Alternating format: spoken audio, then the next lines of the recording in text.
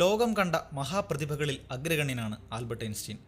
ജർമ്മനിയിലെ ഒരു ജൂത കുടുംബത്തിൽ ജനിച്ച് പിന്നീട് ഹിറ്റ്ലറിൻ്റെ കാലത്ത് ബ്രിട്ടനിലേക്കും അവിടെ നിന്ന് അമേരിക്കയിലേക്കും കുടിയേറിയ ഐൻസ്റ്റീൻ തൻ്റെ പ്രബന്ധങ്ങളിലൂടെ ശാസ്ത്രലോകത്ത് ബൗദ്ധിക വിസ്ഫോടനങ്ങളുണ്ടാക്കി. ആ ബുദ്ധിവൈഭവത്തിൻ്റെ പൊരുളറിയാനുള്ള കൊതി കൊണ്ട് തന്നെയാണ് 1955 മരണശേഷം അദ്ദേഹത്തിൻ്റെ തലച്ചോറ് മോഷ്ടിക്കപ്പെട്ടതും. പതിവ് പോലെ തൻ്റെ മേശക്കരികിൽ പഠനത്തിലായിരുന്നു ഐൻസ്റ്റീൻ. അപ്പോഴാണ് അദ്ദേഹത്തിന് അടിവയറു മുതൽ നെഞ്ചുവരെ വേദനയുടെ ഒരു മിന്നൽ പിണർ പാഞ്ഞത്. സഹിക്കവയ്യാതെ വേദനയോടെ അദ്ദേഹത്തെ ആശുപത്രിയിൽ പ്രവേശിപ്പിച്ചു. ഹൃദയത്തിനോട് ചേർന്നുള്ള രക്തക്കുഴൽ പൊട്ടിയതാണ് കാരണമെന്ന് ഡോക്ടർമാർ കണ്ടെത്തി.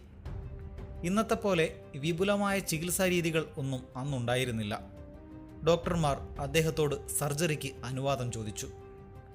പോകണമെന്ന് തോന്നുമ്പോൾ തനിക്ക് പോകണം. കൃത്രിമമായിട്ട് തൻ്റെ ജീവൻ നീട്ടുന്നത്